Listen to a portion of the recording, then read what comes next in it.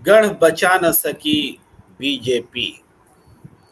अब 429 सीटों पर लोकसभा चुनाव हो चुके हैं और जो पांचवें चरण का लोकसभा चुनाव हुआ है उसमें बीजेपी अपना गढ़ बचाने में कामयाब नहीं रही है। महाराष्ट्र और यूपी में तगड़ी चोट पहुंची है। अब दिल्ली की गद्दी दूर हो गई लगती है और इस कंक्लूसिव एंड तक पहुंचने के लिए हमने कौन से तर्क जुटाए हैं, कौन सी बातें हैं, इस पर विचार हम करेंगे, चर्चा करेंगे। हमारे साथ जुड़ रहे हैं देश के जाने माने सीनियर जर्नलिस्ट हरिशंकर जोशी जी। आपका बहुत बहुत स्वागत है। हमारे साथ जुड़ चुके हैं संजीव कौशिक जी। आपका भी बहुत बहुत स्वागत है। प्रणाम इंडिया। धन्यवाद। आप सभी दर्शकों का भी बहुत बहुत अभिवादन करता हूं। जो 5 चरण का चुनाव हुआ, तो इस चुनाव में सबसे पहले हालांकि मैं चाहता हूं कि आज की चर्चा शुरू हो इससे पहले आज चुके चुनाव के समय ही चुनाव प्रचार करते हुए देश के पूर्व प्रधानमंत्री राजीव गांधी ने शहादत दी थी। तो मैं चाहता हूं कि उसके एक विजुअल से बात शुरू करूं। जब राहुल गांधी पहुंचे हैं अपने पिताजी को श्रद्धांजलि देने के लिए, पहले उस विजुअल को देखते हैं।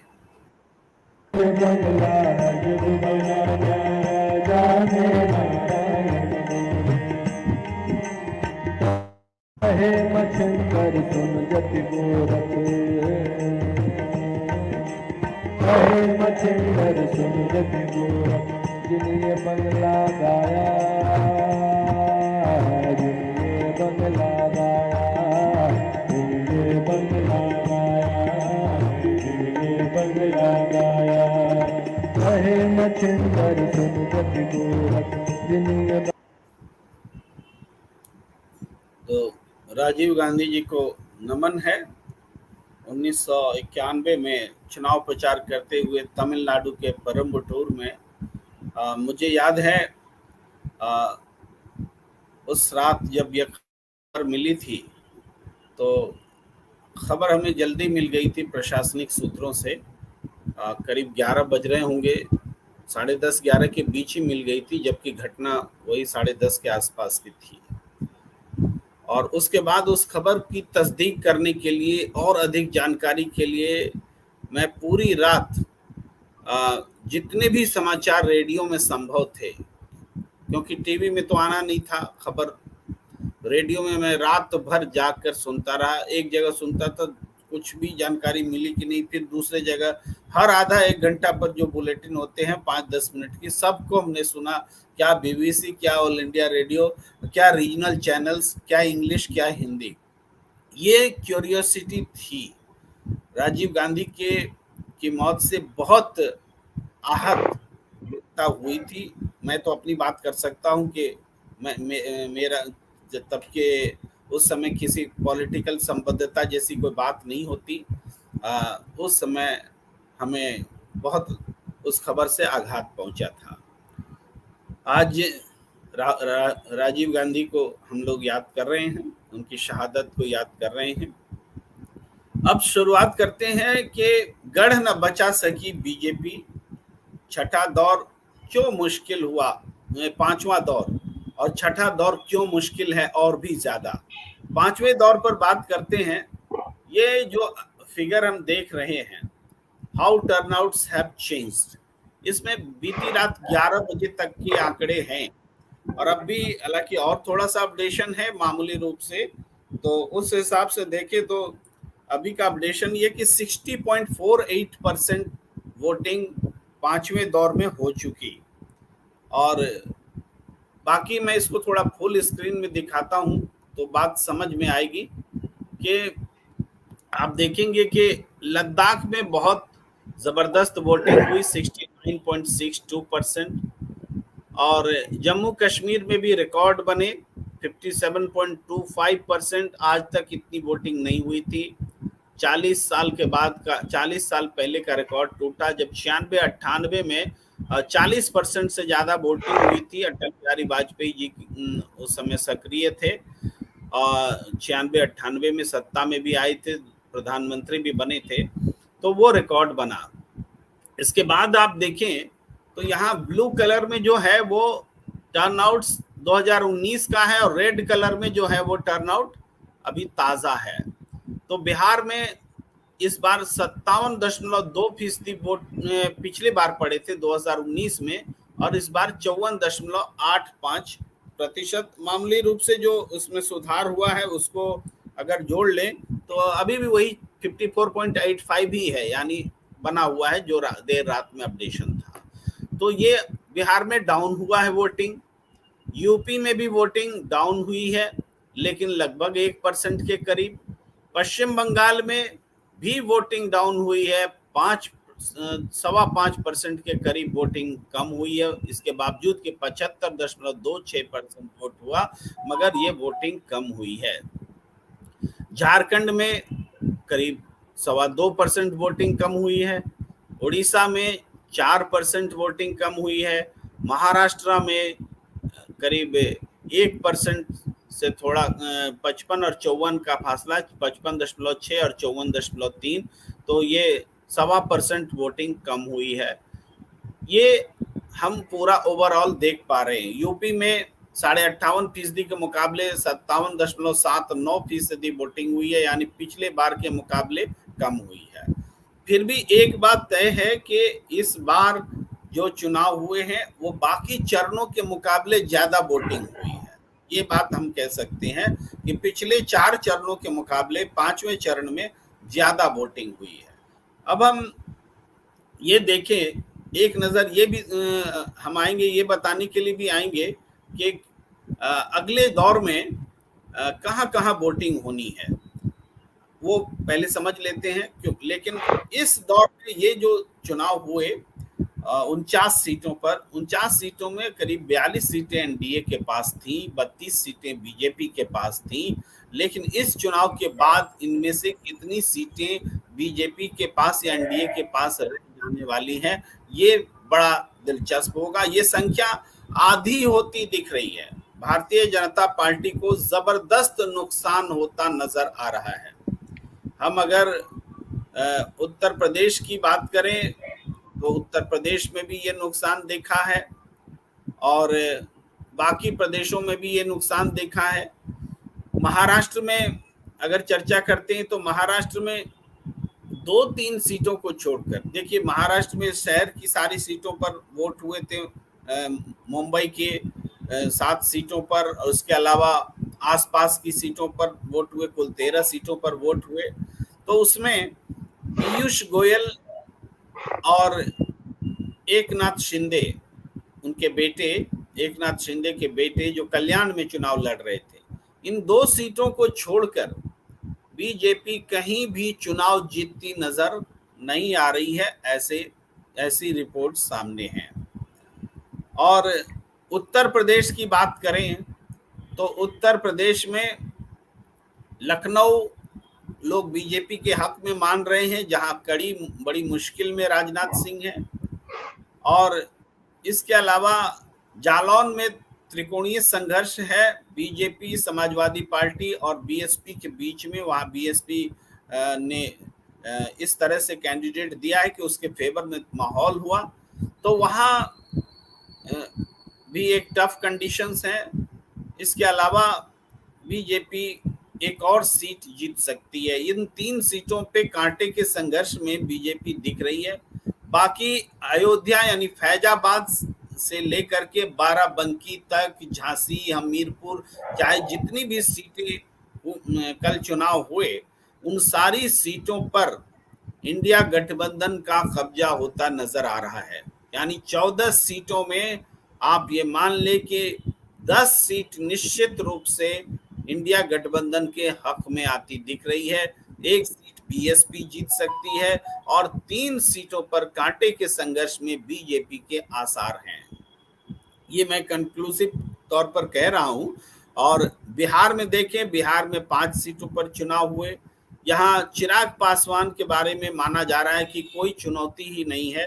चिराग पासवान के पक्ष में वेव चली है और उनको हो सकता है कोई नया कीर्तिमान भी बना ले इस किस्म से, इसलिए जीत का तो कोई डाउट होता नहीं है। दूसरा है कि सारण में रोहिणी आचार्य और राजीव प्रताप रूडी के बीच में मुकाबला रहा है, लेकिन हमारी रिपोर्ट्स ये कहती है कि सारण में रोहिणी आचार्य का जीतना बहुत मुश्किल है। वहां राजीव प्रताप रूडी जीत सकते हैं, ये ऐसा लगता है। बाकी मधुबनी, सीतामढ़ी और दूसरी सीटों में भी ये है कि इंडिया गठबंधन 2 सीटें 5 में जीत सकती है। तीसरा सीट कौन ले जाएगा मालूम नहीं, यानी 3-2 इधर हो जाए या उधर हो जाए, ये हालात हमें नजर आते हैं बिहार में। और इसी तरीके से पश्चिम बंगाल में भी जो जिन सीटों पे चुनाव हुआ उसमें 3-2 के हक में बीजेपी के पक्ष में पिछले चुनाव में सीटें थी, लेकिन इस बार बीजेपी बमुश्किल 2 सीटें बचा पाएगी, यानी उसको फायदा होता नजर नहीं आ रहा है, 1 सीट का नुकसान हो जा सकता है। झारखंड में 3 सीटों पर चुनाव हुए, कोडरमा, चतरा और हजारीबाग। इसमें हजारीबाग में बीजेपी फाइट में है लेकिन लूज करती हुई दिख रही है। इसकी बहुत सारी वजह है। वहाँ जयंत सिन्हा परिवार से अलग टिकट पहली बार चुनाव लड़ी है बीजेपी बहुत लंबे अरसे के बाद, लेकिन मुकाबले में जो इंडिया गठबंधन की ओर से वहाँ चूंकि कम्युनिस्ट पार्टी का भी गढ़ होता है, जेएमएम का भी प्रभाव है, तो हजारीबाग की सीट को हम थोड़ा सा डाइसी मानते हैं। लेकिन बाकी सीटों में जो कोडरमा और चतरा है, ये दोनों सीटें इंडिया गठबंधन के खाते में आ रही हैं, ऐसी रिपोर्ट्स हैं। तो 5वां जो दौर है, ये दौर बीजेपी के लिए बहुत मुश्किल वाला रहा है। अब मैं एक और बात बताते चलूं अपने दर्शकों को, वो ये कि छठे दौर में कहां कितनी सीटों पर चुनाव होगा, उसका क्या स्वरूप होगा। छठे दौर में ये दौर और भी मुश्किल रहने वाला है बीजेपी के लिए। ऐसा मैं इसलिए कह रहा हूं कि बिहार में जिन 8 सीटों पर चुनाव होने हैं, सब के सब एनडीए के पास की सीटें हैं। हरियाणा में 10 की 10 सीटें बीजेपी के पास हैं। इसके अलावा जम्मू कश्मीर में तो 1 सीट पर चुनाव होगा, कई बार में चुनाव हो रहे हैं। झारखंड में 4 सीटें हैं, 4 सीटों में बीजेपी के ही पास हैं ये सीटें। दिल्ली में 7 सीटें हैं, 7 बीजेपी के पास हैं। इस तरीके से उड़ीसा में 6 सीटों पर चुनाव हो रहे हैं। उत्तर प्रदेश में 14 सीटें सभी बीजेपी के पास वाली सीटें हैं। पश्चिम बंगाल में 8 सीटें हैं, इसमें मुझे ध्यान नहीं आ रहा है किसके पास कितनी सीटें, लेकिन कुल मिलाकर हम देखें तो पूरे इस दौर में 58 सीटों पर चुनाव होंगे और 58 सीटों में बीजेपी को अपना गढ़ बचाने की चुनौती होगी। अगर बीजेपी इसी जैसा 5वें चरण में हुआ है वैसा ही हो जाता है तो भारतीय जनता पार्टी करारी हार की ओर बढ़ती हुई नजर आएगी। अगर वो बचाती है तो भी पूरे चुनाव में बीजेपी पिछड़ चुकी है अब तक के चुनाव में। मैं हरिशंकर जोशी जी आपके पास आता हूं, कैसे आप मूल्यांकन करते हैं 5वें चरण की चुनाव के बाद की स्थिति का? देखिए 5वें चरण का जो चुनाव है उसकी झलक जो है, उसके क्या परिणाम आएंगे, ये फूलपुर और प्रयागराज की रैली में मिल चुकी थी। तो जो फूलपुर और प्रयागराज में रैली में नागरिकों का कुंभ लगा, उसने तस्वीर साफ कर दी थी। उसके बाद किसी इफ एंड बट की बहुत ज्यादा गुंजाइश बची नहीं थी। अब 5वें चरण में जो सबसे ज्यादा सीटें जो है वो रायबरेली, अमेठी और लखनऊ की सीट पर लोगों की निगाह है। तो रायबरेली, अमेठी और लखनऊ में लखनऊ कांटे का मुकाबला है, लेकिन वहां पर राजनाथ सिंह को एज है। लेकिन सुना यह जा रहा है कि इस बार शिया मतदाताओं ने, जो मुस्लिम मतदाता है उनका एक है शिया है, जो वो हमेशा भाजपा को वोट देकर आए हैं, देते आए हैं, लेकिन इस बार वो थोड़ा सा उनसे विमुख है। अब वो वहां पर शिया वोट का थोड़ा कम हो जाना, राजनाथ सिंह के पक्ष में ना जाना, ये थोड़ा मुश्किल पैदा कर सकता है। बाकी ये 4 जनवरी को पता चलेगा क्या हुआ है क्या नहीं, लेकिन राजनाथ सिंह वहां पर थोड़ा सा उतनी कंफर्टेबल पोजीशन में नहीं है जितना वो बीजेपी वहां पर रहा करती थी।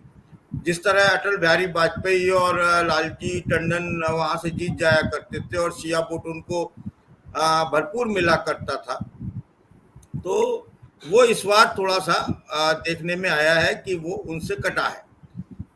दूसरा सर, रायबरेली और अमेठी की बात है तो रायबरेली में तो माँ की जो भावुक अपील थी, उससे लगता है कि रायबरेली की जनता ने उसे दिल पर लिया है और वो हो सकता है कि वहाँ का जो मार्जिन है वो पिछली बार से ज्यादा हो जाए, यानी माँ से ज्यादा वोट मिले राहुल को। ये उनकी माँ का ही प्रताप होगा, माँ की अपील होगी, इमोशनल कार्ड वहां पर बहुत जबरदस्त काम किया है। तीसरी सीट सर अमेठी है। अमेठी में आप देखिए कि किस तरह से घेराबंदी हुई है, कितना पैसा खर्च हुआ है, और वहां किशोरी लाल शर्मा प्रत्याशी हैं चुनाव मैदान में, सामने स्मृति ईरानी है।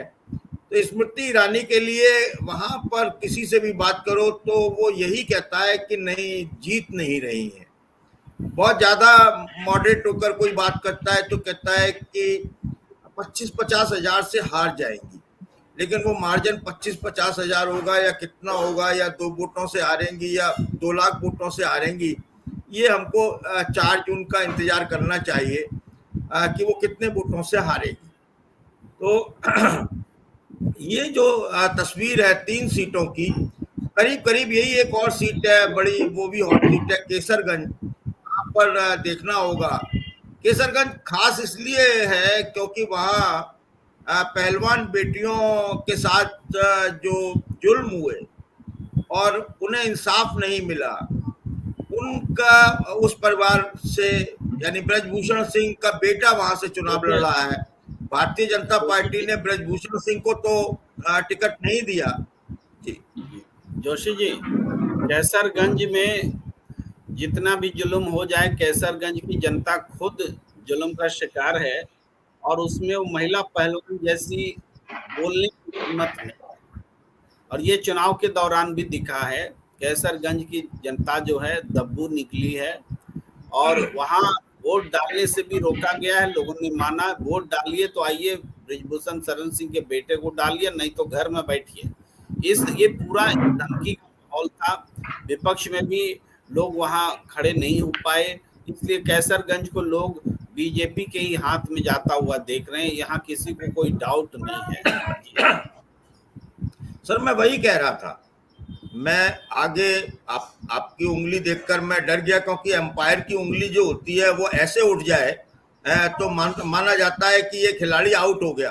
तो मैंने तुरंत मतलब एम्पायर का सम्मान करते हुए मैं चुप हो गया। मैं कहने वही जा रहा था कि केसरगंज में ब्रजभूषण सिंह परिवार के किसी भी सदस्य का जीतना सभ्यता के गाल पर तमाचा होगा। निश्चित तौर पर आज के युग में भी अगर वोट डालने से रोका जाता है, विपक्ष लाचार नजर आता है, अगर किसी सीट पर कोई बाहुबली आज भी राज करता है, तो ये हम कौन से युग में जी रहे हैं। हमें खुद पर शर्म आती है। और क्यों ना आए ये शर्म जब ब्रजभूषण सिंह का लड़के को भारतीय जनता पार्टी चुनाव मैदान में सिर्फ 1 सीट के लिए या उसके आसपास की 2-3 सीटों के लिए कर देती है। हालांकि वो बराबर की किसी सीटों पर उतना प्रभाव नहीं डाल पाए, क्योंकि वो इस बार अपने बेटे के लिए ही जी जान से सुबह से शाम तक उलझे रहे, उन्हें कुछ और सोचने का मौका नहीं मिला। हालांकि वो देखिए कंफर्टेबल जीतता हुआ नजर आ रहा है, आपने भी पुष्टि कर दी है। इसके अलावा सर कुछ और बड़े रोचक वाकये हैं इस चुनाव में। देखिए ऐसा होता है कि झांसी एक जगह है आपको, और ये यहाँ पर कांग्रेस बड़ी अच्छी और कंफर्टेबल पोजीशन में है, लेकिन यहाँ भी मतदान की बहुत सारी ऐसी खबरें हैं जो संदेह पैदा करती हैं। 3 बूथों पर 100% वोटिंग हुई है सर। झांसी के 3 बूथों पर 100% वोटिंग हुई है। अब जो प्रशासन है या चुनाव आयोग है वो कह सकता है कि ये उसकी सफलता है, जो उन्होंने अभियान चलाया कि पहले मतदान फिर जलपान, ये उसका असर है। लेकिन तकनीकी तौर पर इसमें मैंने बहुत सारी मतलब पोलिंग देखी है, कुछ 100% आमतौर पर कहीं होती नहीं है, होती ही नहीं है। और यहाँ सर ये भी एक चीज है कि उस जो लिस्ट होती है वो जब बनी होती है उसके और मतदान के बीच में भी कुछ लोग काल कबलित हो चुके होते हैं, कुछ लोग बाहर होते हैं, कुछ लोग स्टेशन पर नहीं होते हैं। तो मतलब मृतकों के नाम हमने खूब सूची में देखे हैं, लेकिन 100% वोटिंग जो हो जाना ये दर्शाता है कि कहीं ना कहीं कुछ दाल काली है, दाल में काला नहीं है। जहां पर भी हुए हैं वहां पर सघन जांच होनी चाहिए, डोर टू डोर एक जांच होनी चाहिए। और ये एक बहुत चौंकाने वाली स्थिति है सर। और अब ये सारी किस्मत जो है ईवीएम में कैद हो चुकी हैं। मोहनलालगंज, अमेठी, लखनऊ, रायबरेली, जालौन, बांदा, फतेहपुर, झांसी, हमीरपुर, कौशाम्बी, फैजाबाद, बाराबंकी और केसरगंज, गोंडा, ये सीट है। तो सर इसमें जो सबसे ज्यादा मतदान हुआ है वो बाराबंकी की सीट पर हुआ है। बाराबंकी की सीट पर जो 66.89% तो पहले ही आ गया था, अब इसमें कुछ और बढ़ोतरी हुई होगी। और सबसे कम मतदान गोंडा में करीब 51% के आसपास का मतदान है। ये मतदान जो है ये बाराबंकी पर पूर्णिया लड़ रहे हैं और बाराबंकी सीट कई बार कांग्रेस ने जीती है। तो मैं संजीव जी से या आपसे ये समझना चाहूंगा, मुझे इस सीट की जानकारी नहीं है कि बाराबंकी में ये मतदान प्रतिशत सबसे ज्यादा है, इसके क्या मायने हैं? जी सर।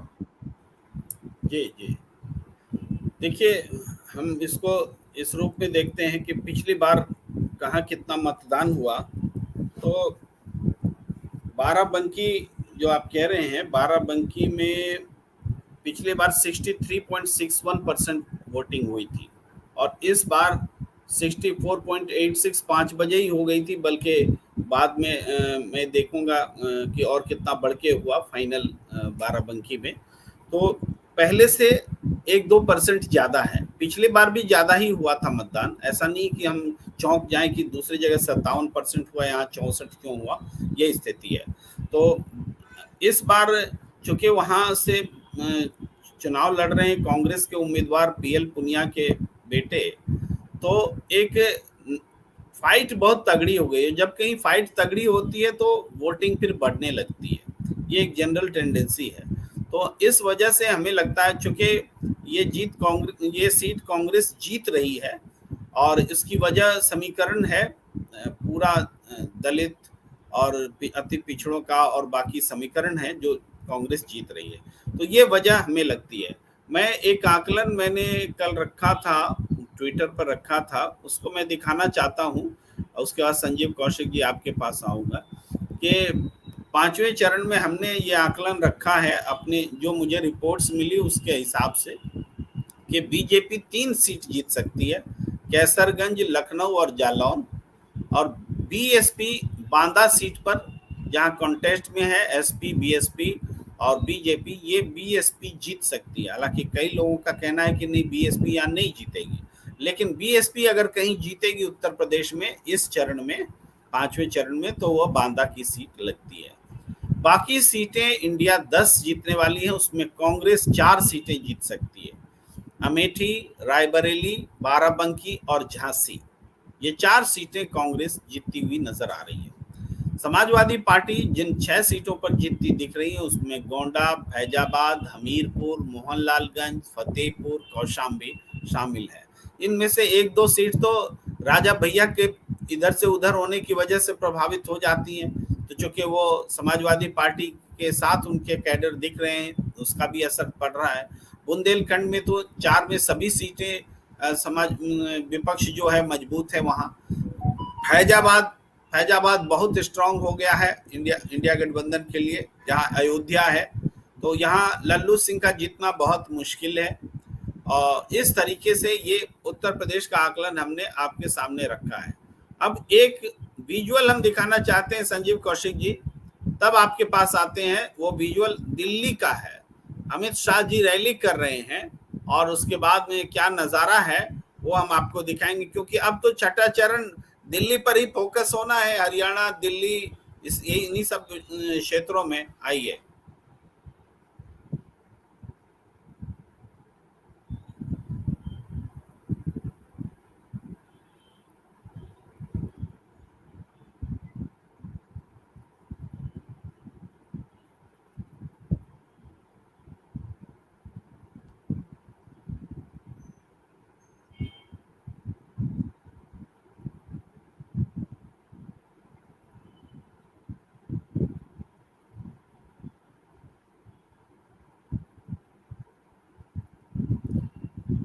इसमें साउंड हमने म्यूट रखा था क्योंकि म्यूजिक था उसमें। तो संजीव कौशिक जी, दिल्ली का नज़ारा ये है, अमित शाह जी मैदान में है और भीड़ ही नहीं है, क्या कहेंगे आप?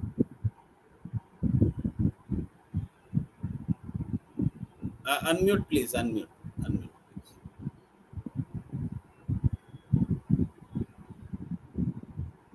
जी प्रेम कुमार जी, दिल्ली में मौसम का तापमान भी बहुत हाई है और सियासी पारा भी हाई लेवल पे है अभी। यहाँ स्थिति ऐसी हो गई है कि भारतीय जनता पार्टी के लिए नाक का सवाल बना हुआ है ये सातों सीट। लगातार कोशिश की जा रही है, लेकिन नतीजों में कितना वो निकलता है वो सामने की खाली सीटों से आप देख सकते हैं। दिल्ली में दरअसल पिछले कुछ दिनों से जिस तरह से केजरीवाल जी वापस आए और लोगों के बीच में जिस तरह से अपनी बात रखी, और आम आदमी पार्टी ने मिलके कांग्रेस पार्टी के साथ अपनी बात रखी, लगातार वो जिस तरह से लोगों को कन्विंस करने का प्रयास किया इन लोगों ने कि हम आपके सबसे लोकप्रिय मुख्यमंत्री को जेल में डाल दिया, बाहर नहीं निकलने दे रहे हैं, योजनाएं बंद करने की बात कर रहे हैं, आपको जितनी सुविधाएं हम दे रहे हैं उन सुविधाओं से इतर आपको यहाँ पे कभी कभी राष्ट्रपति शासन लगाने की धमकी दे रहे हैं। अभी भी कल भी कुछ फॉरेन फंडिंग का मामला लेकर के एक नई मामले में उलझाने का, एक नए मामले में उलझाने का प्रयास किया जा रहा है। तो तमाम ये सारी चीजें भारतीय जनता पार्टी अपने लेवल पे जो कर सकती है वो कर रही है, जो उसके हाथ में है वो कर रही है। लेकिन दिल्ली की जनता के बीच में दिल्ली के जितने मंत्री हैं, विधायक हैं, अपने मुख्यमंत्री जिस तरह से हैं, वो लगातार जिस तरह से कनेक्ट होकर अपनी बात रखने का प्रयास कर रहे हैं और उसमें सफलता उनको मिल रही है। इस बार बहुत मुश्किल होता जा रहा है। अभी तक दिल्ली में विधानसभा के चुनाव में मात खाती आई भारतीय जनता पार्टी, यदि लोकसभा के चुनाव में मात खा जाती है तो उसके लिए बहुत बड़ा संदेश जाएगा और बहुत तगड़ी या करारी हार आप इसको कह सकते हैं। और इस तरह का प्रबंधन कर दिया है आम आदमी पार्टी ने। लगातार कोशिश, घर घर तक घुसने की कोशिश लगातार भारतीय जनता पार्टी के लोगों के द्वारा। लेकिन दो वर्ग है यहाँ पे दिल्ली में, एक पढ़े लिखे अभिजात वर्ग के लोग हैं जो वोट देने बहुत कम निकलते हैं, वो तो गर्मी में बाहर भी नहीं निकलते हैं, उस दिन वो छुट्टी का दिन मनाते हैं। लेकिन जो लोग वोटर हैं उन लोगों के लिए जो अरविंद केजरीवाल ने किया है और उनके बीच में जिस तरह से अपनी बात पहुंचाने में वो कामयाब रहेंगे, इस बार सातों सीटें फंसती हुई दिखाई दे रही है। कुछ एक सीटों पर स्थिति मजबूत है, भारतीय जनता पार्टी की मजबूती के साथ फाइट करती हुई दिख रही है, लेकिन आसान नहीं है। लगातार कल आज भी लगातार रैलियों का दौर चालू है, लेकिन आम आदमी पार्टी रैलियों से ज्यादा घरों में घुस करके एक एक कार्यकर्ता से मिलकर, एक एक व्यक्ति से मिल करके उससे वो कनेक्ट करने में विश्वास रखती है और भरोसा रखती है। वो बड़े रैलियों में यकीन नहीं करती। कांग्रेस पार्टी के साथ आ जाने से जो वोटों का प्रतिशत और इस तरह की सिचुएशन जो सामने दिखाई दे रहा है, जो बनी है, उसमें पार्टी को बहुत बड़ी बढ़त मिलती हुई दिखाई दे रही है। एक तरफा मामला जो पहले कभी 2.5 लाख 3 लाख की बात होती थी और जीतते हुए जो लोग दिखाई देते थे, एक स्ट्रेटजी रही है भारतीय जनता पार्टी की कि वो 7 में से 5 पुराने उम्मीदवारों को या सांसदों को उन्होंने बदल दिया है एंटी इनकम्बेंसी के प्रभाव से अपने आप को दूर रखने के लिए। लेकिन जनता ये बात समझ रही है, जनता डंके की चोट पे कह रही है कि वो यदि अच्छे काम कर रहे थे तो उन्हें दोबारा क्यों नहीं दिया आपने टिकट, और गलत काम कर रहे थे तो फिर आपको हम टिकट दें, तो आपको वोट क्यों दे। तो इस तरह के सवाल जनता के जहन में है और जनता से ये बात पूछवा रही है आम आदमी पार्टी और कांग्रेस पार्टी।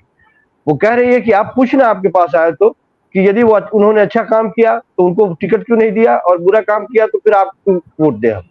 तो इस तरह की बात चल रही है। अब देखना होगा कि ये वोटों में कैसे परिणत होता है, और वाकई जो भारतीय जनता पार्टी अभी पिछड़ती हुई दिखाई दे रही है, सचमुच सीटों के मामले में भी पिछड़ जाएगी या यहाँ हाजिरी भी लगा पाएगी, ये बड़ा दिलचस्प रहेगा। जी जी, हमारे दर्शक बहुत सारी प्रतिक्रियाएं दे रहे हैं। जैसे जालौन सीट बीजेपी के लिए मुश्किल है। देखिए, जहां संभावना दिखी है, हो सकती है, उसी हिसाब से हमने सीट दिया है। कोई डिसीजन तो है नहीं, लेकिन मुश्किल फाइट है। बीजेपी उत्तर प्रदेश में 3 जगह हमने 3 नाम दिए हैं और तीनों ही मुश्किल है। तो इवन लखनऊ के बारे में भी राजनाथ सिंह की जीत कहीं नहीं जा सकती, लेकिन बीजेपी जहां जीतती दिख रही है, जीत सकती है, वो मैं बता रहा हूँ, या दूसरों के संदर्भ में भी है। तो हमारे पॉइंट माने डिफरेंसेस रहेंगे बताने में, लेकिन आकलन करने का कोई एक आधार तो लेना ही होगा। तो फीडबैक वो आधार होता है, उस हिसाब से हमने लिया। हमारे कई दर्शकों ने प्रतिक्रिया दी कि रोहिणी आचार्य जीत रही हैं, और ये भी अभी तुरंत के चिराग पासवान हार रहे हैं, ऐसा भी। लेकिन मुझे लगता है कि फीडबैक में इतना बड़ा अंतर नहीं होगा। कि मुझे लग रहा है कि चिराग पासवान रिकॉर्ड वोट से जीतेंगे और आपको लग रहा है चुनाव हार रहे हैं। इतना उल्टा नहीं होना चाहिए।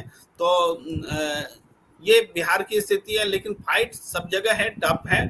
और हम ये एक बात और आपको दिखाना चाह रहे थे, बताना चाह रहे थे कि एक जी जोशी जी बोलिए सर। चिराग पासवान और रूडी दोनों फंसे हुए हैं। ये फीडबैक वहां से लगातार आ रहे हैं, और भारी वोटों से जीतने वाली स्थिति वहां से जब फंसा हुआ शब्द आता है तो नहीं होती। बड़ा कांटे का मुकाबला है।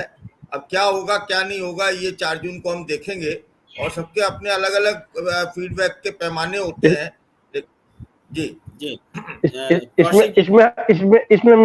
इसमें मेरी भी प्रतिक्रिया है। मुझे ऐसा लगता है, जो खबरें हम तक आई है, चिराग पासवान बड़े मजबूत स्थिति में है। वहां पे एक सहानुभूति की लहर भी है। उनके चाचा ने जिस तरह से उनके साथ विश्वासघात किया, जिस तरह से लोगों के बीच में जाकर के जिस तरह से उन्होंने अपनी बात रखी है, एक सहानुभूति की लहर बहुत तेज है। और प्रेम कुमार जी की बातों से हमारी भी सहमति है कि वो वहां जीत ही नहीं रहे हैं, बल्कि भारी अंतर से जीतते हुए दिख रहे हैं। हमें भी थोड़ा सा जोशी जी से हम ऐसा है, अलग विचार रखते हैं। हमारी खबर जो है, जैसे हम फूलपुर में देखते हैं रैली हो रही है, प्रयागराज में हो रही है, हाजीपुर में भी चिराग पासवान ने वैसी ही रैली की है। युवा उनके पीछे एकदम रैली कर रही, मैंने व्यक्तिगत समझिए चिराग पासवान के लिए। तो इस वजह से हम यह कैसे बोले कि वो, तो हम भी मानते थे कि लोक जनशक्ति पार्टी की एक भी सीट नहीं आएगी, लेकिन इस बार वो अपनी सीट और अपने बहनोई की जमुई वाली सीट तो निकाल लेंगे, बाकी 2 सीटें नहीं जीत पाएंगे, 3 सीटें, ये हमें लगता है। इस तरीके से कुछ और प्रतिक्रिया है। संजीव जी, रूडी वाली के लिए आपके पास क्या फीडबैक है? जी, उसमें बहुत क्लोज फाइट है, लेकिन दावे से नहीं कह सकते कि कौन जीतेगा कौन हारेगा। लेकिन हम रोहिणी आचार्य जी को लूज करते हुए वाले में देख रहे हैं कि वो लूज कर सकती है। राजीव प्रताप रूडी जीत सकते हैं, ये मेरा बिल्कुल सही। राजीव प्रताप रूडी वहां मजबूत। और इसका कारण भी है, इसका कारण हम दर्शकों से ये बताएं। देखिए, लालू प्रसाद जी की बेटी में सबसे पॉजिटिव बात सामने इस रूप में आई कि उन्होंने अपनी किडनी तक दान दे दी। ऐसी बेटी कहाँ मिलेगी, एक जबरदस्त सिंपैथी रही। लेकिन वहीं पर उनकी भाभी के पिताजी जब खड़े हो जाते हैं इनके साथ, चंद्रिका राय जो पूर्व मुख्यमंत्री दारोगा प्रसाद राय के बेटे हैं, जिनकी बेटी की शादी, ऐश्वर्या की शादी हुई थी तेज प्रताप से, जिसको कि विपरीत परिस्थितियों में घरेलू कलह की वजह से घर से बाहर होना पड़ा। तो उसने उस फैक्टर को कहीं ना कहीं डाइल्यूट किया, क्योंकि जब वो अपनी बहू के उनकी प्रताड़ना की बात लेके पब्लिक में जाने लगे, तो रोहिणी आचार्य की जो ये है, जो त्याग है, सेक्रीफाइस है पिताजी के लिए, उसको कहीं ना कहीं डेंट भी लगा उस वजह से। ये भी एक फैक्ट है। तो मैं आगे बढ़ता हूँ, एक अपने दर्शकों से ये बताना चाह रहा हूँ, हालांकि प्रतिक्रियाएं कुछ हैं, पर मैं प्रतिक्रिया थोड़ी देर में दिखाता रहता हूँ। अभी मैं आपको दिखा रहा हूँ कि ऑल इंडिया जो जर्नलिस्ट एसोसिएशन है उन्होंने एक आंकड़ा जारी किया और ये इस आंकड़े के मुताबिक एनडीए और इंडिया गठबंधन के बीच कांटे का मुकाबला है, यानी 250 के आसपास दोनों को सीटें मिल रही हैं। तो समझिए कि कितना टफ फाइट है ये ऑल इंडिया लेवल पर। मैं दर्शकों को बस अवेयर करने के लिए दिखा देना चाहता हूँ, ये स्टेट वाइज आंकड़ा उन्होंने जारी किया। All India journalist and writers association AIJWA predicts massive gain for India in Lok Sabha 2024। इसमें आप देखेंगे स्टेट वाइज फिगर है कि आंध्र प्रदेश में क्या था, इंडिया को एनडीए को 3 था, 24 में 6 मिल सकते हैं। इंडिया के पास 1 सीट रहने वाली है, 1 गेन होगा इंडिया को। अरुणाचल प्रदेश में 2 सीटें थी एनडीए के पास, इस बार 1-1 बढ़ जाएंगी। असम में 9 सीटें एनडीए के पास थी, इस बार 8 सीटें फिर एनडीए के पास रहने वाली हैं और 1 सीट का नुकसान होगा। और इंडिया के पास 3 से 4 हो जाएगा, 1 सीट का फायदा होगा। बिहार में 39 सीटें थी पिछली बार और 39, इस बार बिहार में वो 20 सीटें बता रहे हैं, 19 सीटों का नुकसान। और इंडिया को पहले 1 सीट थी, अब 20 सीटें आएंगी तो 19 सीटों का फायदा। छत्तीसगढ़ में 9 सीटें हैं, 8 एनडीए के हाथ में है और 1 का नुकसान होता दिख रहा है। इस चुनाव में कोई बड़ा फर्क नहीं आएगा, इंडिया गठबंधन 2 से 3 सीट हो जाएगी। गोवा में 1 सीट एनडीए के पास थी और इस बार कोई सीट नहीं रहने वाली है, गोवा की सीट इंडिया के खाते में आने वाली है। गुजरात में 26 में 25 सीटें आएंगी, 1 सीट का नुकसान हो सकता है एनडीए को, वो इंडिया के पास में आएंगी। हरियाणा में 10 में से 6 सीटें एनडीए के पास आ सकती हैं, 4 सीटों का नुकसान हो रहा है, ये उनका मानना है।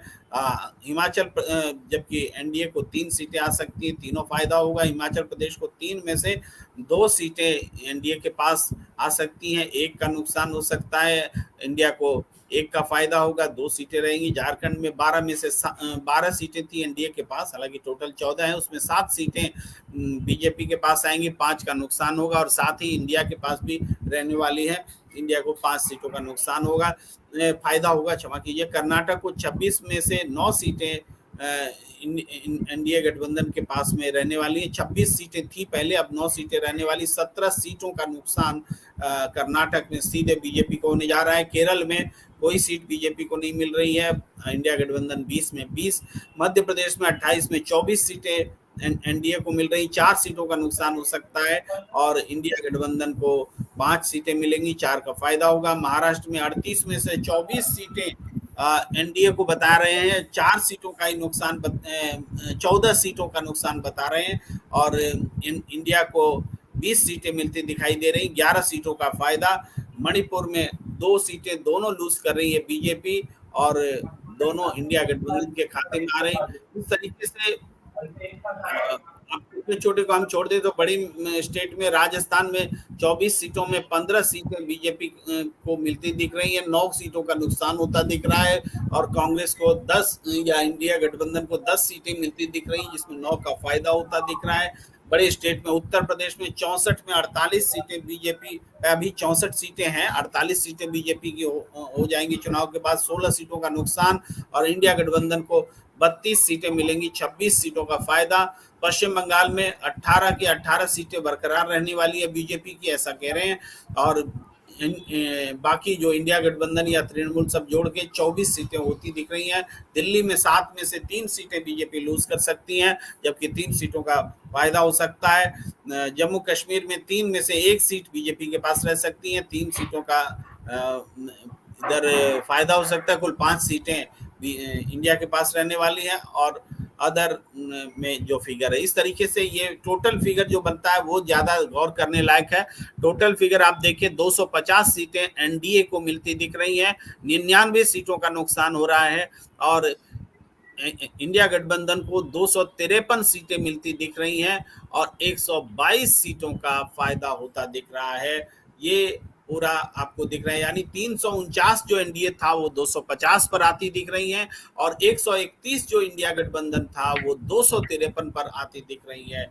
ये all India journalist and writers association predict कर रहा है, लेकिन इस प्रेडिक्शन में हम साफ तौर पर देख रहे हैं कि महाराष्ट्र में कम सीटें दी गई हैं इंडिया को, हम साफ तौर पर देख रहे हैं कि हरियाणा में कम सीटें दी गई हैं इंडिया को, कर्नाटक में भी हमें लगता है कि और भी इंडिया गठबंधन को मिल सकता है। यानी इंडिया गठबंधन के लिए कंफर्टेबल विक्ट्री नजर आ रही है और बीजेपी हमारे हिसाब से तो वो 200 के आसपास ही सिमट रही है। परकला प्रभाकर ने जो 220-30 कहा था वो भी सच के करीब दिखता है। इस आकलन के आसपास अगर हम आकलन करें तो अब मैं जोशी जी आपकी छोटी टिप्पणी, फिर संजीव कौशिक जी से भी छोटी टिप्पणी लूंगा। जी जी सर, ये बताइए कि ये बहुत सारे, जैसे महाराष्ट्र का है जो आपने सूची दिखाई और फिर आपने कहा कि महाराष्ट्र में कम सीटें दिखाई है, लेकिन इसी के मतलब पहला एक और चीज है, सट्टा बाजार को बड़ा एक मानक माना जाता है। तो फलौदी सट्टा बाजार के मुताबिक तो इंडिया गठबंधन के बजाय यहाँ पर बीजेपी को तीसरी बार पूर्ण बहुमत मिल रहा है। इस पर सर आप क्या कहेंगे? 543 को 296 में से 300 सीटें फलौदी सट्टा बाजार दे रहा है। तो ये और दूसरी एक और चीज है, इसी के साथ शेयर मार्केट में जिस तरीके से गिरावट है उसको संजीव जी किस तरीके से देखते हैं? मैं सर ये जानना चाहूंगा, मैं बताने की जगह आज जिज्ञासु जाता हूँ। देखिए, आपने जो प्रश्न उठाया सट्टा बाजार का, तो सट्टा बाजार का प्रश्न बहुत महत्वपूर्ण है, इसको थोड़ा समझना पड़ेगा। चुनाव से सट्टा बाजार क्या है? पैसों का खेल है, पैसे दांव लगाए जाते हैं। तो आप ये कह सकते हैं जो दांव लगाने वाला आदमी तो जाहिर है अपने पैसे खराब करने के लिए तो दांव नहीं लगाएगा, जीतने के लिए लगाएगा। तो दांव लगाने वाले लोग दिल से दांव लगाएं और जीतें, इसके लिए बड़े लेवल पर खेल होता है। अब क्या है कि बीजेपी के पास पैसों की कमी नहीं है, वो 1000-1500 करोड़ रुपए झोंक देंगे सट्टा बाजार में, झोंक देते हैं, दे सकती हैं, और ये सट्टा बाजार उसके हिसाब से बिहेव करने लगता है। आप शेयर मार्केट में भी देखिए, बड़े सटोरिये क्या करते हैं, माहौल बनाते हैं कुछ शेयर खरीद करके, और जब एक बार माहौल बनता है तो फिर बनता चला जाता है, वो शेयर फर्जी तरीके से भाव उठ जाता है। वही चीज सट्टा बाजार में भी है। तो माहौल को कंट्रोल करने के लिए 1-1.5 करोड़ रुपए झोंक दिए जाते हैं ताकि पूरे देश में माहौल बन जाए, और फिर सट्टा बाजार का आकलन इस तरह से आने लगता है। तो आम लोग सट्टा बाजार पे यकीन करते हैं, हम भी करेंगे, आप भी करेंगे। सट्टा बाजार में हम आप पैसा थोड़ी अपना डुबाने के लिए ले जाएंगे, लेकिन जब नतीजे आएंगे तो वही पैसा उनका वसूल हो जाता है। इसलिए वो पैसा जो इन्वेस्ट करते हैं वो दरअसल वसूल भी हो जाता है, कोई खतरा भी नहीं है। और अगर डूब भी गया तो सत्ता मिल रही है। दिक्कत क्या है? अगर पैसा डूब गया 1000-1500 करोड़ तो सत्ता मिली, फिर पालेंगे, और अगर नहीं डूबा तो वो पैसा तो ऐसे ही सट्टा बाजार से वापस आ जाएगा। ये मेरे ख्याल से मैंने अपनी बात समझा दी है। जोशी जी एक बड़ा रोचक किस्सा मुझे याद आया। मेरे एक मित्र हैं, वो सांसद का चुनाव लड़ रहे थे, तो उन्होंने अपनी हार पर सट्टा लगाया था, और उन्होंने हार पर सट्टा लगाया। मैंने उनसे पूछा कि, मैंने कहा यार खबरें ये है कि तुमने अपनी हार पर सट्टा लगा दिया, तो बड़ी जोर से हंसे, बोले देखो भाई ऐसा है, जीत गया तो जो पैसा लगाया उसकी कोई बात नहीं है, वो चला जाएगा, और अगर मैं हार गया तो मेरा पैसा जो चुनाव में लगा है वो वसूल हो जाएगा। यानी दोनों हाथों में मेरे लड्डू हैं। तो बड़े चतुर लोग हैं सर, ज्ञानी लोग हैं, सब माया का खेल है। जी, ये सही उदाहरण दिया, यही बात मैं समझाने की कोशिश कर रहा था। पार्टी लेवल पर सट्टा बाजार में इसी तरीके से इन्वेस्टमेंट होते हैं। तो जोशी कौशिक जी, आप भी पार्टी खड़ी कीजिए, वो पैसा होगा ऐसे ही सट्टा लगा दीजिएगा, या तो सत्ता में आइएगा, नहीं तो सट्टा जीतिएगा। सत्ता जीतिए या सट्टा जीतिए। पिछले 10 सालों में भारतीय जनता पार्टी जितनी अमीर पार्टी बनी है, उसके लिए किसी भी क्षेत्र में कहीं भी पैसे लगाने के लिए कोई कमी नहीं। वो जैसे चाहेगी वैसे वो घुमाती है और नचाती है। तो पैसे की कमी जब नहीं हो किसी राजनीतिक दल को, तो वो फिर अपने तरीके से सारी चीजें, ये बिल्कुल सट्टे का जो खेल चल रहा है वो बिल्कुल भारतीय जनता पार्टी के द्वारा प्रायोजित है, और भारतीय जनता पार्टी वो खेल खेल रही है। और ये हवा है, हवा बनाने की कोशिश भी होती है, इसका असर भी पड़ता है, बहुत सारे लोगों पे असर पड़ता है। कई बार ऐसा होता है कि लोग मूड बना के जाता है कि नहीं इस बार परिवर्तन की बात है, आपको लगे कि नहीं जब इस तरह का माहौल बना हुआ है तो भाई अपना वोट क्यों जाया करना, जो जीतता हुआ दिखाई दे रहा है, जिसके बारे में खबर है, उसी की तरफ आदमी झुकाव कर लेता है। तो ये सब तकनीक है और भारतीय जनता पार्टी माहिर है इन सब चीजों में, और कोशिश लगातार भारतीय जनता पार्टी की है कि इस बार भी वापसी हो, लेकिन आसान नहीं है। बार बार मैं ये बात कह रहा हूँ कि आसान नहीं है। पूछ रहे हैं कि एमपी में कितनी सीटें इंडिया गठबंधन जीत सकती है, कोई आइडिया है क्या संजय कौशिक जी? जोशी जी बता पाएंगे बेहतर तरीके से। जोशी जी, फिर मैं बताऊंगा, आप रखिए। सर फाइनली आप ही बता दीजिए, मैंने भी संजीव जी की तरह हथियार डाल दिए हैं। देखिए करीब 4 से 5 सीटें जीत सकती है, इससे ज्यादा मध्य प्रदेश में नहीं जीत सकती। ये मैं थोड़ा सा पॉजिटिव बोल रहा हूँ, तब विपक्ष के प्रति सहानुभूति रखते हुए बोल रहा हूँ, तब 4 से 5 सीटें मध्य प्रदेश बीजेपी का सबसे मजबूत दुर्ग होकर के सामने आने वाला है। जी कौशिक जी बात रखिए।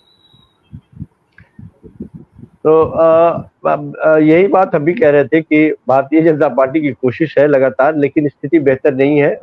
मैंने कहा कि 5वें चरण के चुनाव के साथ साथ 428 सीटों पर वोटिंग हो चुकी है और किस्मत जो है वो कैद हो चुका है ईवीएम में। बाकी जो 2 चरण के बचे हुए हैं, बीजेपी की कोशिश है, सबसे ज्यादा दांव पर बीजेपी ही की प्रतिष्ठा लगी हुई है और उन्हें अपने सीटों को बचाने की कवायद करनी है। अभी 2 सीटों पे देखना यह है कि देश के प्रधानमंत्री और भारतीय जनता पार्टी के लोग कौन कौन से गुफे लाते हैं और किस तरह से चक्रव्यूह चलाने का प्रयास करते हैं। बाकी सब में तो दिखाई दिया अभी तक कि जिन जिन मुद्दों पर वो घेरने का प्रयास किए, भागने का प्रयास किया, अभी तक विपक्षी पार्टियां उनको घेरते चली आई और नाकाम करती चली आई है। दिल्ली में भी अब हालांकि अभी भी उनके तर्कश में बहुत सारे तीर हैं, अभी भी लगातार उनकी कोशिश जारी है। मैंने शुरुआती दौर में कहा कि दिल्ली में भी वो कोशिश कर रहे हैं। प्रतिष्ठा का प्रश्न दिल्ली और बगल में हरियाणा भी उनके लिए बहुत बड़ा प्रतिष्ठा का प्रश्न बना हुआ है, लेकिन आसान नहीं है। फिर मैं कह दूं कि आसान नहीं है, न उनका जीतना आसान है और ना हारना आसान है। तो दोनों चीजें बहुत मुश्किल है, लेकिन लड़ाई कांटे की है, एक तरफा बिल्कुल नहीं, एक तरफा बिल्कुल नहीं है सब जगह पे। दिल्ली पे तो मैं दिल्ली की स्थिति करना चाहते हैं हम, आप सहमति दीजिएगा कि लड़ाई बिल्कुल एक तरफा नहीं है, कांटे की है, मगर परिणाम जरूर एक तरफा होंगे। देखिए सच बात यह है कि हम लोग जब बैठ के आपस में बात विचार करते हैं तो हमारी जनता भी ये बात सुनती होगी और समझती होगी कि हमारी कोशिश भी यही है कि एक ऐसे मजबूत सरकार जो तानाशाही रवैया के जैसे बात करती है, काम करने के उसके तरीके हैं, सरकारी मुद्दों पे बात नहीं करती है, अपने धुन में रहती है। हमारी कोशिश यही है कि लोकतंत्र में विपक्ष भी मजबूत हो, सत्ता पक्ष भी कम से कम विपक्ष की बातों को माने, जो जी में आए सो करे, नहीं सदन की गरिमा बनाए रखे। कानून लाए तो चर्चा करके लाए, कानून वापस करे तो चर्चा करके वापस ले, सदन की गरिमा तभी बनी रहती है। लेकिन जो काम करने के तरीके हैं। जी कौशिक जी, कुछ प्रतिक्रियाएं लेने का मन होता है, चूंकि विवेक गुप्ता जी ले लीजिए सर। ये बीजेपी व्हाट्सएप ग्रुप सर एक प्रतिक्रिया मेरी भी है, एक प्रतिक्रिया मेरी भी है, वो पहले ले लीजिए। ऐसा कोई प्रदेश बता दीजिए जहां पर बीजेपी गेन कर रही है। ऐसा कोई भी प्रदेश नहीं है देश में जहां बीजेपी गेन कर रही है। और इसी में ये बात जोड़ना जरूरी है कि देश में 27 राज्य हैं, लगभग 99-98% जगह पर इंडिया गठबंधन और खासकर कांग्रेस की उपस्थिति है, जबकि बीजेपी या एनडीए की मुश्किल से 70% उपस्थिति पूरे देश में है। तो ये फर्क है। हाँ, तो विवेक गुप्ता जी के इस पर आता हूँ। देखिए, हमने जो सर्वे दिखाया हो सकता है किसी का हो, और हमने उसमें जो खामियां देखी वो भी बतलाई कि महाराष्ट्र हरियाणा तो विश्वास करने लायक बनता नहीं है। तो हमने एक दिखाया कि उसके इर्द गिर्द हमें चर्चा करने में थोड़ी सहूलियत हो, इससे ज्यादा उसका कोई महत्व नहीं है। प्रदीप बांबू जी लिख रहे हैं विश्लेषण बहुत ही कंजर्वेटिव है और सर्वे काफी हद तक दुरुस्त लगता है। अशोक शर्मा जी कह रहे हैं बीजेपी को 129 सीट में ही मिलेगी, मोटा सा लॉजिक है, सब जगह हाफ, साउथ में साफ। ये भी एक अच्छा लॉजिक चला है, हम लोगों ने भी इस लाइन पर चर्चा की है। क्या सरकार पे पैक्स में धरनों को जन्म देने का प्रयास नहीं लगता आपको? सरकार के पक्ष में धारणाओं को जन्म देने का प्रयास ये हो सकता है, दिल्ली, हरियाणा, पंजाब में बीजेपी 3 से 5 प्लस लीक कर रहे हो, ये लीक कर ले लो, ये सिर्फ सरकार की चाटुकारिता, चमचागिरी।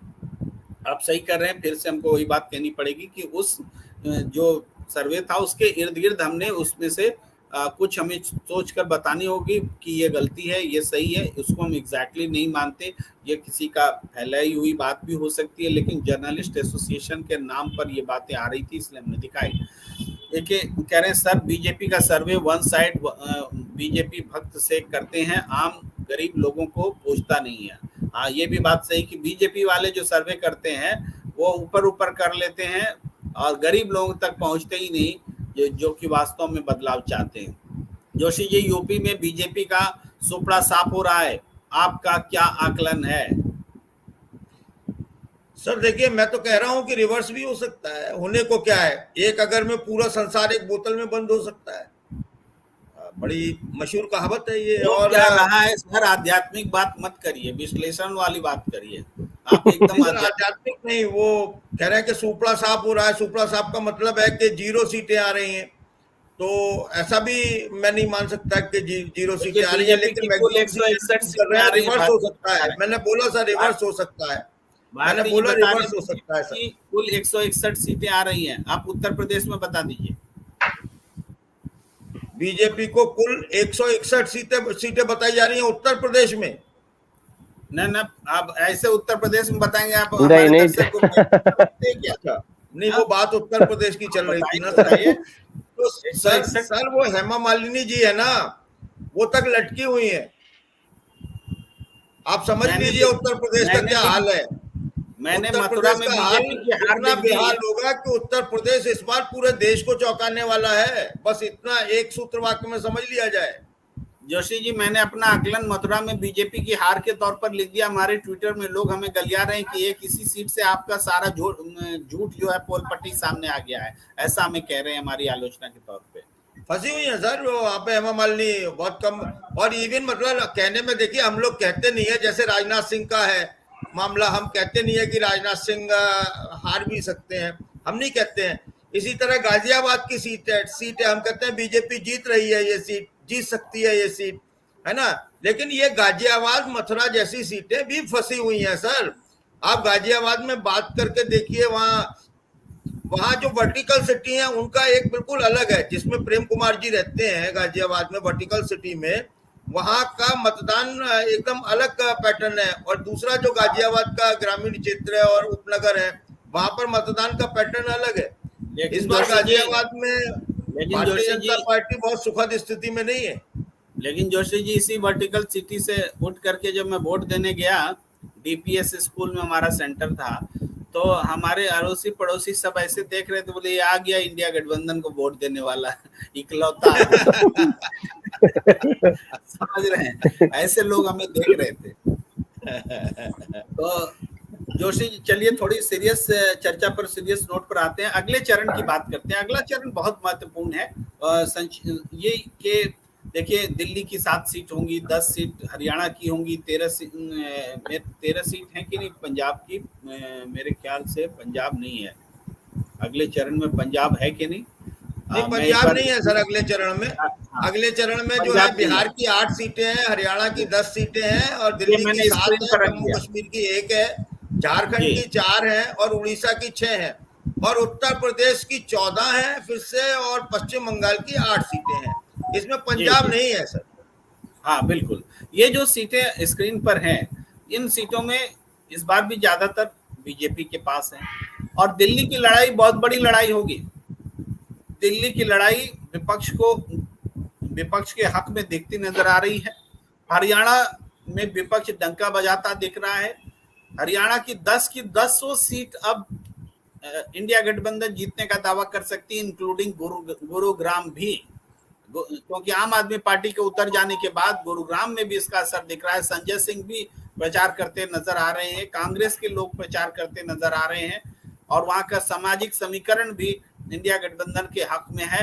तो जी जोशी जी, आप कुछ बोलना चाह रहे हैं, आप बोलिए। देखिए ऐसा है, गुड़गांव की सीट अकेली ऐसी सीट है जिसमें ये कहा जा रहा था कि वो जीत जाएंगे भारतीय जनता पार्टी, लेकिन राज बब्बर जब से वहां पहुंचे हैं, राज बब्बर ने वहां पर बिल्कुल मामला उलट दिया है। उसकी दो वजह है। एक तो वहां पर पंजाबी वोट काफी मात्रा में है, वो सारा की सारा राज बब्बर के साथ हो गया। ये ट्रेडिशनली बीजेपी का वोट है। राज बब्बर जो है खुद पंजाबी हैं और इनका जो है राज बब्बर का पंजाबी जो भाषी लोग हैं उसके ये संरक्षक वगैरह हैं उस पंजाबी सभा के, तो उसका असर पड़ा। दूसरा, मेवात का इलाका है सर गुड़गांव में, वो पूरा के पूरा इलाका, वो अकेली सीट ऐसी है कि जिसमें मुस्लिमों की संख्या काफी मात्रा में है। अब भारतीय जनता पार्टी के पास वहां सिर्फ अहीर वोटर बचा है। अहीर वोटर जो है वो भारतीय जनता पार्टी के साथ है। तो इसके अलावा बहुत सारा जाट कट गया है, वहाँ पंजाबी कट गया है, मुस्लिम दे नहीं रहा है। तो ऐसी स्थिति में गुड़गांव में इस बार राव साहब जो है वो परेशानी में है। और एक काम और किया है सर राज बब्बर ने कि अभी जो बस हादसा हुआ था उसमें उसने अपनी सारी सभाओं को, रैलियों को, नुक्कड़ सभाओं को, जनसंपर्क को कैंसिल कर दिया और वो सीधा वहां पहुंच गए नूह में, जहां तीर्थयात्री जल गए थे, 7-8 तीर्थयात्री जल गए थे और वहां पर वो पूरे दिन लगे रहे। इसका असर बहुत जबरदस्त हुआ है। और जबकि भारतीय जनता पार्टी का जो उम्मीदवार है वो रैलियां और सभाएं करता रहा, इन्होंने बिल्कुल स्थगित कर दी। तो मानवीय संवेदनाओं को जो लोग तरजीह देते हैं उन पर बहुत गहरा असर पड़ा है। और इस और भी सर कई सारे फैक्टर गुड़गांव में जो इस बार गुरुग्राम का चुनाव जो है मानवीय संवेदना रखने वाले और नहीं रखने वालों के बीच होगा। हाँ सर बिल्कुल है। और दूसरा, अब पूरे हिंदुस्तान में, आप गुड़गांव को छोड़ दीजिए, जिस तरीके से मतलब वोटर्स की आप भाषा सुनिए, वोट डालकर आते हैं, उनसे जब कोई पत्रकार पूछता है कि किस मुद्दे पर वोट दिया, तो महिलाएं आमतौर पर कहती हैं महंगाई। बहुत कम महिलाएं ऐसी हैं जो कहेंगी कोई और मुद्दा या विकास पर दिया। मुश्किल से 2% लोग भी, 1% लोग भी ऐसे नहीं है जो राम मंदिर पर वोट देकर आए हो। तो ऐसी स्थिति में महंगाई, बेरोजगारी और पेपर लीक जैसे जो मुद्दे हैं, अग्निवीर जैसा मुद्दा है, ये सब जगह काम कर रहा है, ये कॉमन काम कर रहा है। ये जातियों और धर्म से अलग हो गया है। युवा एक नया धर्म बन गए हैं, एक नया वर्ग तैयार हो गया है जो जाति धर्म से अलग है, वो युवाओं का है। ये सत्तारूढ़ पार्टी के खिलाफ चला गया है। ये इस चीज को अभी ठीक से आकलन नहीं किया जा रहा है, लेकिन 4 जून को जब रिजल्ट आएंगे तो इसकी बानगी देखने को मिलेगी। जी प्रेम जी। जी जोशी जी, एक बात कही जा रही कि जब एनडीए कमजोर होगा, सत्ता से दूर होगी, तो एनडीए में कौन कौन दल उसको उनका साथ छोड़ सकते हैं, ये हमारे सबसे पहले तो आपके मित्र हैं नीतीश कुमार। हाँ तो कौशिक जी, एक तो नीतीश कुमार छोड़ सकते हैं, दूसरा बीजू जनता दल भी उसी का साथ देते हैं जो सत्ता जिसकी बन रही होती है, हारने वालों का तो साथ देते नहीं है। तो बीजू जनता दल भी एनडीए में है नहीं, लेकिन फिर भी उनका रुख जो है बदल जाएगा। और एनडीए में ये सोहेल और सर नायडू और जगन रेड्डी ऐसी 2 तलवार हैं जो एक म्यान में नहीं रह सकती। हाँ बिल्कुल, 2 में से एक ही रहेंगे। तो ये नायडू और जगन रेड्डी ऐसी तलवार हैं जो एक म्यान में नहीं रह सकती।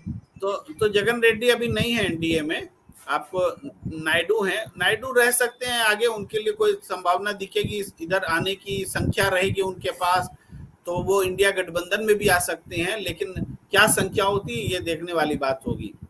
जी कौशिक जी। हाँ प्रेम सर, यदि स्थिति इस तरह की कुछ बनती है कि मामला फंसता हुआ दिखाई देता है सरकार बनने में, चाहे वो भारतीय जनता पार्टी का हो या एनडीए हो या इंडिया हो, दोनों के बीच में यदि इस तरह से मामला फंसे, तो बात बिल्कुल साफ है कि इंडिया गठबंधन के कोई भी लोग या उसमें से जो सहयोगी साथी हैं वो एनडीए की तरफ जाके सरकार बनाने में मदद नहीं करेंगे। लेकिन यदि इंडिया को जरूरत पड़े तो एनडीए गठबंधन में बहुत सारे ऐसे लोग हैं या पार्टियां हैं जो वहां से निकलने के लिए, उनकी स्थिति जो है वो समझ रहे हैं कि किन परिस्थितियों में वो सत्ता के लोभ में, लालच में उधर बचने के लिए जो भी वो गए हैं, लेकिन छटपटाहट इतनी है कि वहां से निकलने में भी कोई गुरेज नहीं करेंगे। यहाँ से उधर जाने वाले लोग 10 बार सोचने वाले लोग हैं या ना के बराबर लोग हैं, लेकिन उधर से इधर आने वाले लोगों की लाइन लगी हुई है। तो यदि इस तरह की स्थिति बनती है तो मुझे ऐसा लगता है कि वो पतझड़ के जैसे आपको दिखाई देगा उधर से इधर शिफ्ट होने वाले लोग। जी जी जी ये सर चुनाव जंक्शन कह रहे हैं 7 सिम जीत सकते हैं, 7 सिम, मध्य प्रदेश मध्य प्रदेश में वो कह रहे हैं 7 सीट जीत सकते हैं। और अच्छा सीट, उन्होंने सिम लिखा हुआ है, तो मैं सोच रहा था एयरटेल, वोडाफोन, जियो, मैं याद करने लगा तो 7 गिन नहीं पाया। जी और प्रदीप बांबू जी लिख रहे हैं कर्नाटक, बिहार और महाराष्ट्र ये 3 राज्य भाजपा को बहुमत से नीचे ले आएंगे। हरियाणा, दिल्ली, राजस्थान, हिमाचल, बंगाल, तेलंगाना, पंजाब, यहाँ तक कि गुजरात में भी 2 से 3 कम हो रही है। 200 पार कैसे होगी, ये सवाल है, ऐसा लिख रहे हैं। सत्यमेव जयते लिख रहे हैं कि महाराष्ट्र में इंडिया गठबंधन 48 में से 46 सीट जीत रहा है। भाजपा बुरी तरह से हार रही है। उद्धव ठाकरे, शरद, राहुल गांधी की सभा में बहुत बड़ा समर्थन मिल रहा है। भाजपा की मीटिंग के लिए पैसे देकर बुलाया जा रहा है। ये बात सत्यमेव जयते जी जो कह रहे हैं ना, ये सत्य के बहुत करीब है, क्योंकि लोग बोल नहीं पा रहे कि 48 में 46 सीट इंडिया जीत सकती है।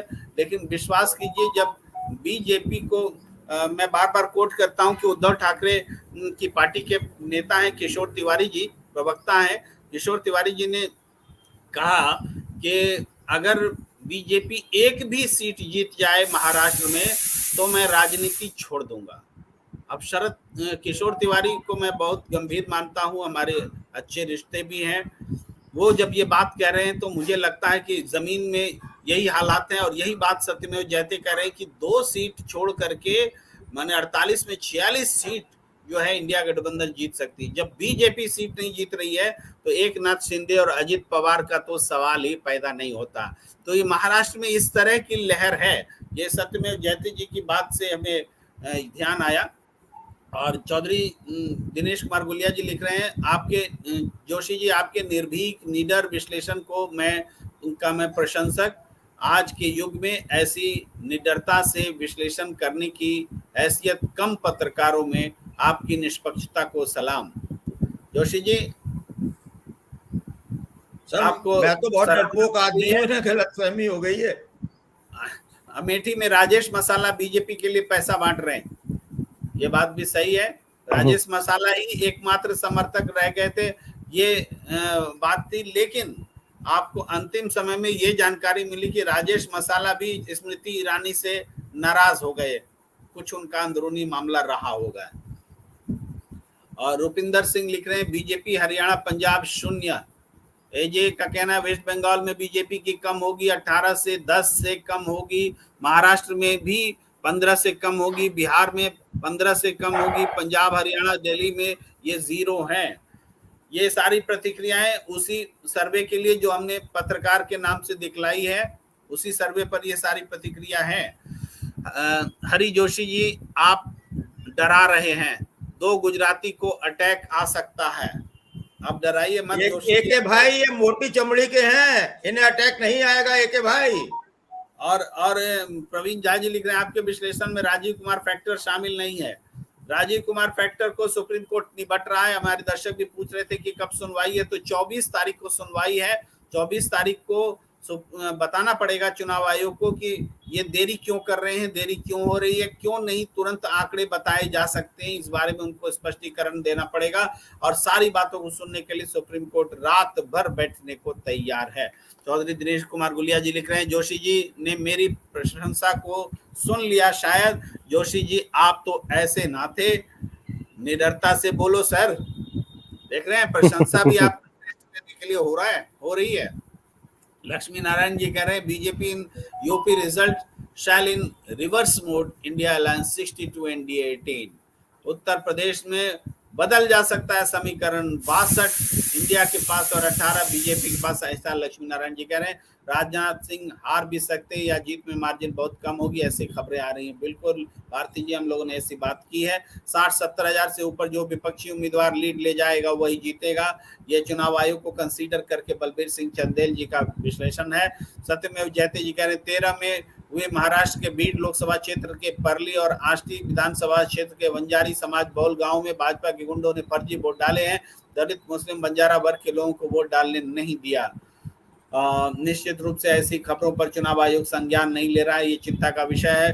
प्रदीप बांबू जी लिख रहे हैं, 99% जनता मोदी को हटाने के लिए वोट कर रही है और यह विपक्षी रैलियों में जिस तरह सुनामी चल रही है, मोदी अगर प्रधानमंत्री बनते हैं तो सिर्फ और सिर्फ चुनाव आयोग के जरिए, बाकी जनता ने अपना फैसला दे दिया है। चौधरी दिनेश कुमार गुलिया कह रहे हैं जोशी जी बिल्कुल सहमत। और ये जो लिख रहे हैं अमित शाह की रैली का वीडियो दिखा रहा है दिल्ली के रिजल्ट 7-0।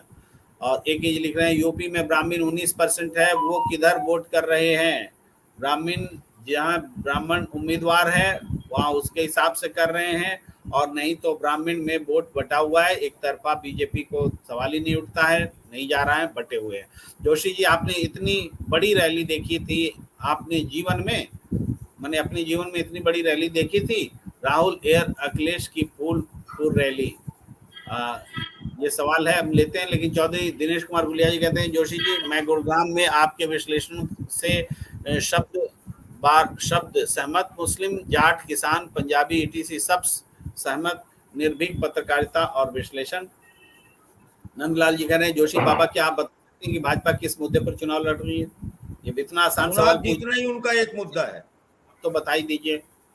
चुनाव जीतने के लिए लड़ रही है, वो मुद्दा उनका चुनाव जीतना है, किसी भी तरह से चुनाव जीतो। अच्छा, मुद्दा नहीं है। चंद्रबाबू नायडू एनडीए छोड़ेंगे ऐसा ही के लिख रहे हैं। प्रदीप बाबू जी लिख रहे हैं सबसे बड़ी चिंता चुनाव आयोग है, 10 दिन के बाद आधा अधूरा डेटा दे रहा है, वो अभी पूरा वोट बढ़ा रहे हैं। इंडिया गठबंधन लास्ट चरण में फायदे में रहेगा, 1 वोटिंग है और 4 को मतगणना, इसमें गड़बड़ी का चांस कम है। ये हमेशा ट्रेंड देखा जाता है, जब गणना से कम समय रहता है, वोटिंग हो और मतगणना में टाइम ना हो, तो वो चरण विपक्ष के फायदे में होता है, ऐसा देखा जाता है। रितेश जी कह रहे हैं पिछले 5 राज्यों के चुनाव परिणाम के बाद यकीन नहीं होता, वन इकोसिस्टम को सिर्फ वही सब सच लगता है जो देखना चाहता है, पर परिणाम के वक्त जो वो जीत जाता है जिसे उन्होंने देखा नहीं। एक लिख रहे हैं चिराग चवन्नी और अदर किलर पार्टी तो ऐसे भी खत्म हो सकते हैं, साथ में रहे कि छोड़ दे कोई फर्क नहीं पड़ता है। बिल्कुल। और भारती जी लिख रहे हैं 2019 में बीजेपी का वोट शेयर 37% था, यदि इसमें 25% वोट यानी 9% ऑफ टोटल कुल बचा 28% में बीजेपी बहुमत लायक जीत दर्ज नहीं कर सकती। 2014 में 30% ही कुल वोट था बीजेपी का।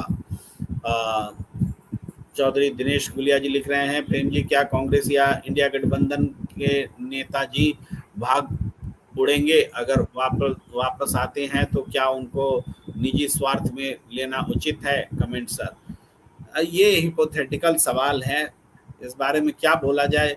अभी हारेंगे भागेंगे, अभी लेने के लिए बैठा कौन है, और समय भी कहाँ है कि चुनाव के ही समय लोग इधर से उधर होते हैं। प्रदीप बाबू जी कह रहे हैं प्रेम जी गुड़गांव के बारे में आप बता रहे हो, उसी हिसाब से तो हरियाणा में 10 की 10 सीट इंडिया गठबंधन को जा रही है। मैं राजस्थान के 9 और भादरा से, यहाँ से हिसार लोकसभा 20 कम बात शुरू हो जाती है।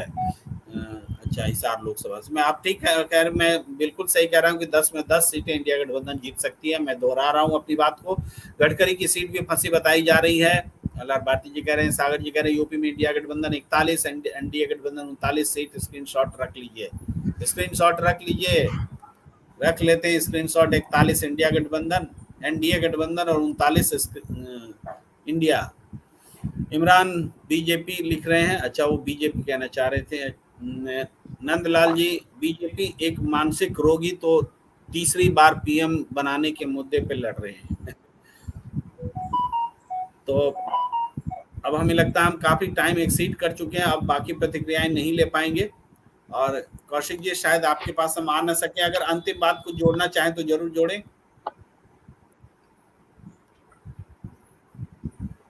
संजीव कौशिक बेहद महत्वपूर्ण 6ठे और 7वें चरण का मतदान अपने सब तमाम दर्शक जी, मैंने कहा कि बेहद महत्वपूर्ण ये 6ठे और 7वें चरण का मतदान, और अपने तमाम उन दर्शकों से एक अपील की बढ़ चढ़ के हिस्सा लें, घर से जरूर निकले और मतदान करें।